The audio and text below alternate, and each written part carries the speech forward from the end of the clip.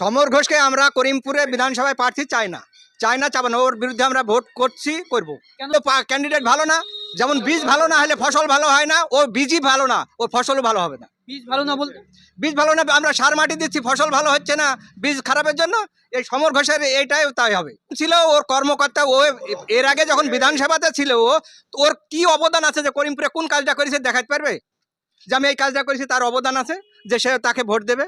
আপনার প্রার্থীর বিরুদ্ধে খুব প্রার্থীর বিরুদ্ধে খুব, আমাদের প্রার্থী ভালো প্রার্থী চাই আমরা করিমপুরে। টাকা দিয়ে টিকিট নিয়েছেন, 30 লাখ টাকা খরচা করেছেন উনি।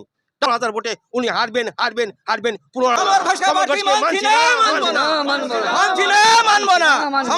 একজন এমএলএ, প্রাক্তন এমএলএ সিপিআইএম এর, এই সিপিএম সমর ঘোষকে স্কুল লাইফ থেকে তাকে পড়াশোনা করানো, পঞ্চায়েত জেলা পরিষদে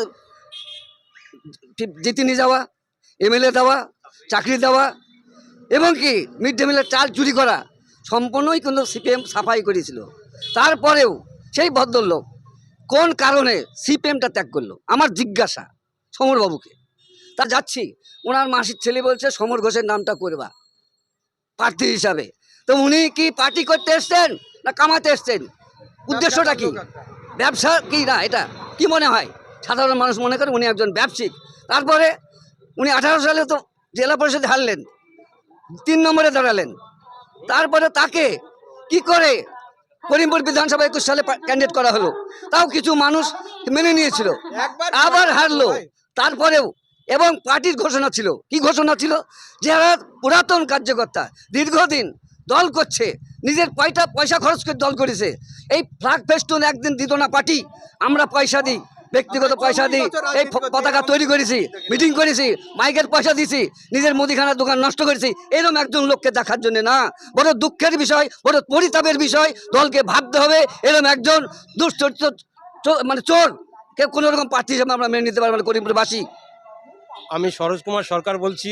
যেটা আমার উপর চাপিয়ে দেয় সেটা আমরা মানতে পারবো না। কারণ এই ভদ্রলোকের ক্রিমিনাল, সমরেন্দ্রনাথ ঘোষের ক্রিমিনাল অ্যাক্টিভিটি জন্মলগ্ন থেকে কীরকম, ওনার চাকরিটা কীভাবে হয়েছে আপনারা কি জানেন? যে স্কুলে ওনার ইন্টারভিউ ছিল, সেই স্কুলে আমার বান্ধবী মঞ্জু চৌধুরী ইন্টারভিউ দিতে গিয়েছিল, তাকে ওর অনুগামীদের দিয়ে বেঁধে ওই ফিলিপনগরের একটা বাড়িতে আটকে রাখা হয়েছিল, ইন্টারভিউ দেওয়ার জন্য স্কুলে ঢুকতে দেওয়া হয়নি। প্রথম ক্রিমিনাল অ্যাক্টিভিটি স্কুলের চাকরি থেকেই উনি শুরু করেছেন, এবং সিপিএম জামানায় তাতে সিপিএমের মদত দিয়েছেন। তৎকালীন এমএলএ প্রফুল্ল ভৌমিককে মদত দিয়ে চাকরিতে সহযোগিতা করেছেন।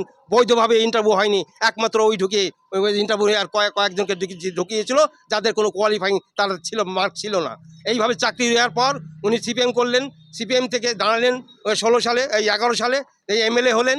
16 সালে দাঁড়িয়ে মহুয়ার বিরুদ্ধে হেরে গেলেন, গিয়ে 18 সালে রমেন ঘোষের বিরুদ্ধে হেরে গেলেন, রমেন সরকারের বিরুদ্ধে হেরে গেলেন। হেরে যাওয়ার পর মহুয়ার বিরুদ্ধে হেরেছে, মৈত্রের বিরুদ্ধে হেরে যাওয়ার পর উনি 18 সালের পঞ্চায়েতে জেলা পরিষদ ভোটে দাঁড়িয়ে 3rd পজিশন হলেন। তখন উনি দেখলেন আমার তো রাজনৈতিক ব্যবসা বন্ধ হয়ে যাবে। উনি পয়সা কাটমানি ছাড়া কিছু করেননি। সিপিএমের এমএলএ থাকাকালীন যে কটা ওই আপনার দিয়েছে, অ্যাম্বুলেন্স সব তৃণমূলের লোককে দিয়েছে। ওর অ্যাক্টিভিটি যে পার্টিতে থাকে সে পার্টির হয়ে কোনো কাজ করে না, সবসময় অপোনেন্ট পার্টির হয়ে কাজ করে। এইবারে উনি কি করলেন, নিজের ব্যক্তি স্বার্থ চরিতার্থ করার জন্য উপর মহলে যোগাযোগ করে জয়েন করার জন্য বিজেপিতে চেষ্টা করেই উনি বেরিয়ে এসে টিকিটের জন্য 19 সালে চেষ্টা করলেন। বাই ইলেকশনে 19 সালে উনি পেলেন না, 19 সালে না পাওয়ার পর আবার 21 সালে এই সমর ঘোষ মানে নমিনেশন পাওয়ার জন্য বিভিন্ন স্তরে টাকা পয়সা দিয়ে একবার প্রবলভাবে চেষ্টা করলেন। এবং তার আগে ওর আরেকটা ক্রিমিনাল অ্যাক্টিভিটি আছে, ডায়নামাইট স্কুলে, যে স্কুলে উনি চাকরি করেন সেই স্কুলে মিড ডে মিলের চাল চুরির অভিযোগ ওনার বিরুদ্ধে আছে, যেটা হচ্ছে আপনার ওই এফআইআর আছে কোর্টে, সেই এফআইআর কপি আমি আপনাদের দিয়ে দিতে পারবো, আমার কাছে আছে।